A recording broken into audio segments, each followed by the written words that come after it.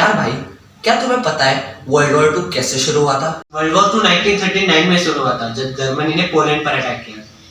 पर केवल एक ही देश ने पूरे यूरोप में इतनी तबाही कैसे मचाई और ये इतिहास में इतना महत्वपूर्ण क्यों है? क्योंकि वर्ल्ड वॉर 2 इंसानों के इतिहास में सबसे खूंखार वॉर थी। London, Tokyo, Hamburg, Berlin, Hiroshima, Nagasaki जैसे कई बड़े बड़े शहर तबाह हो गए थे बस इस एक वॉर के कारण।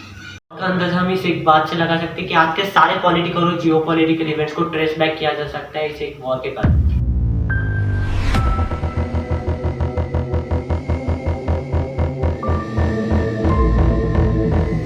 तो कहानी की शुरुआत होती है जब वर्ल्ड वॉर 1 खत्म होता है 1919 में और ट्रीटी ऑफ वर्साइल्स साइन हुई। हाँ, सुना तो है इस ट्रीटी के बारे में, पर इसका और वर्ल्ड वॉर 2 का क्या कनेक्शन है। इस ट्रीटी में एक इम्पोर्टेंट क्लॉज था आर्टिकल 231। उसमें लिखा गया था कि वर्ल्ड वॉर 2 से जितना भी नुकसान हुआ हो उस सारे नुकसान की रिस्पॉन्सिबिलिटी जर्मनी देश की है।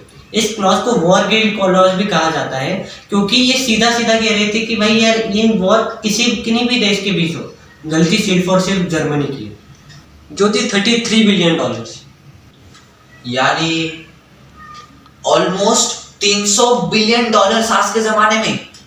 इसका साफ साफ अर्थ है कि ब्रिटेन और फ्रांस चाहते थे कि जर्मनी एक हेवी कॉस्ट पे करे। हाँ, इतना ज्यादा पैसा होता है कि इसकी लास्ट पेमेंट जर्मनी ने 2010 में की थी। ऑलमोस्ट 100 साल लग गए इस अमाउंट को पे करने में।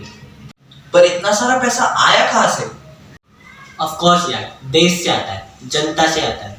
इस ट्रीटी की फर्स्ट पेमेंट करी गई थी 1921 में और उस वक्त की जर्मन करेंसी थी जर्मन मार्क्स। ये बहुत ही तेजी से डिवैल्यू होती। सीधी सीधी सी बात है, इकोनॉमी का सत्यानाश हो गया और अनएम्प्लॉयमेंट और गरीबी पूरे देश में फैल गई।